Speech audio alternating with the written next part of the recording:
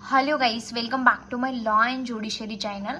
दोस्तों, आज हम एक्ट और ओमिशन, इसमें से ओमिशन के बारे में सीखने वाले हैं।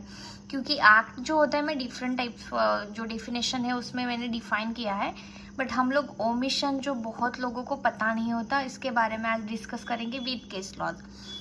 तो दोस्तों, यहाँ पे हम लोग देख लेते डेफिनेशन पार्ट के किसे हम ओमिशन कह सकते हैं।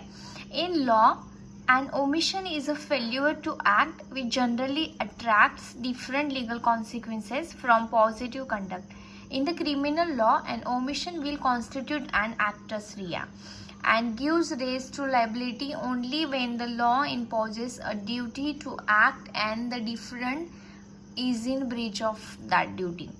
सो यहाँ पे ओमिशन हम कब एक्सपेक्ट कर सकते हैं?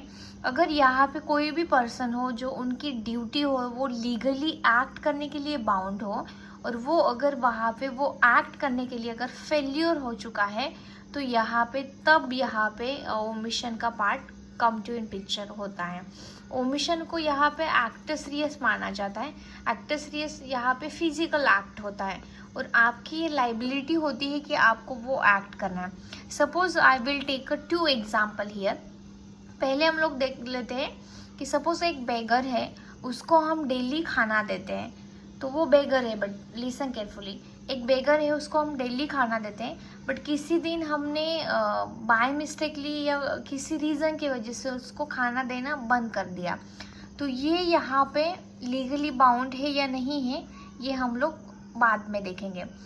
सो सेकेंड एग्जाम्पल लेते हैं।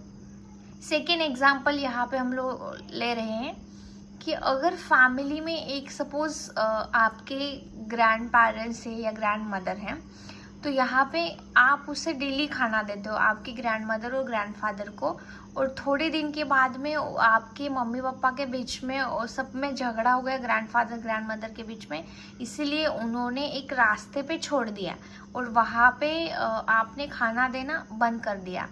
तो माय डियर फ्रेंड्स, यहाँ पे जो होता है, अगर उसी दौरान उनको कुछ अगर होता है या उसी वजह से कोई कॉन्सिक्वेंसेस अराइज होते हैं, तो आप यहाँ पे लीगली बाउंड होते हैं। बट जो बेगर है, उसको खाना नहीं दिया या दिया, ये आपका मॉरल रिस्पॉन्सिबिलिटी है एज एन सिटीजनशिप के तौर पे।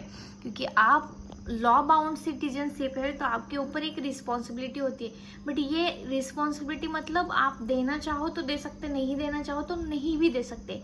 बट आपके ग्रैंड मदर और ग्रैंड फादर, आपके मम्मी पापा लाइबल है, आप भी लाइबल हो, तो आपको आपकी ड्यूटी निभानी होगी। और सेकेंड एग्जाम्पल हम लोग ले लेते हैं कि यहाँ पे कोई स्विमिंग पूल है।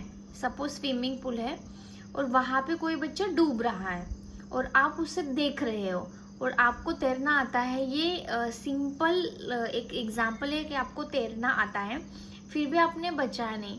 बट उसी दौरान वहाँ पे एक गार्ड भी खड़ा है, जो सिक्योरिटी गार्ड है, वो स्विमिंग पूल का है, और उसके सामने एक बच्चा डूब रहा है, उसको तैरना आता है, उसकी रिस्पॉन्सिबिलिटी है, फिर भी अगर वो देख रहा है, तो ये यहाँ पे ओमिशन होता है कि उसकी legally bound he, that person is legally bound to do act that thing and he is a failure to do that act. Yeah, otherwise he is not he was doing intentionally that he don't wanted to save that person's life. तो यहाँ पे omission आ जाता है। तो ये 2-3 example के द्वारा आपको ओमिशन क्या होता है ये समझ में आ चुका होगा। तो यहाँ पे हम लोग 2 केस लॉ इम्पोर्टेंट है, वो देख लेते हैं। फर्स्ट है R versus Gibbins and Proctor 1918। तो यहाँ पे क्या होता है, in this case a man and the women were living together with the man's daughter. जो वहाँ पे डॉटर है, उनके साथ रहते थे। They fail to provide sufficient means of life to the child. For example, she was not provided with the food and she died. The judge cited and held them charged with the offense of murder as they failed to perform their duties, which resulted in grievous bodily harm to the child and resultantly her death. The case has been used as an example of an omission. तो यहाँ पे उनकी legally bound होते हैं कि अपनी बेटी को वो खाना खिलाए, तो वो अगर फेल हो जाते हैं और उसकी वजह से उस लड़की का डेथ हो जाता है, उसकी डॉटर जो है उसका डेथ हो जाता है, तो यहाँ पे दे आर लीगली यहाँ पे उनके अगेंस्ट ऑफेंस अगेंस्ट मर्डर का चार्ज लग सकता है इन दिस केस। सेकेंड है R versus Miller 1982।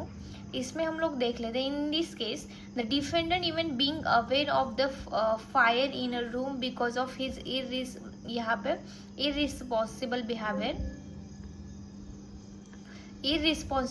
behavior did not inform anyone about the dangerous situation, and eventually the whole house caught fire, causing the loss of $800. The court held that the defendant was responsible for having created a dangerous situation, as he had a duty to inform the authorities about the situation and take action to resolve it, and he was therefore liable for the act or omission. The court held him liable for the offense of arisen and stated that the breaking out of the fire was his fault and was considered a failure to do act. तो इस case में भी court कहता है अगर यहाँ पे वो पर्सन है उसकी रिस्पॉन्सिबिलिटी थी कि वहाँ पे एक रूम में फायर हो गया है और उसकी इरिस्पॉन्सिबल बिहेवियर के वजह से कि वहाँ पे जो लॉस हुआ है, the whole house caught fire हो चुका है पूरा हाउस, और लॉस ऑफ $800 वहाँ पे जो भी इकोनॉमिकली वहाँ पे डॉलर्स थे उसमें भी ये फॉरेन कंट्री की केस है, तो you can refer that dollars जो है वो भी यहाँ पे नुकसान हो चुका है उनका भी। तो ये केस इसीलिए फेमस मानी जाती है कि यहाँ पे अगर आपकी रिस्पॉन्सिबिलिटी है और आप अगर वो इरिस्पॉन्सिबल बन जाते हैं तो ये केस एक्ट और ओमिशन में आ जाता है। तो guys I hope you understand the what do you mean by omission. Thank you for listening and please subscribe my channel ताकि मैं और वीडियो बना सकूँ। Thank you.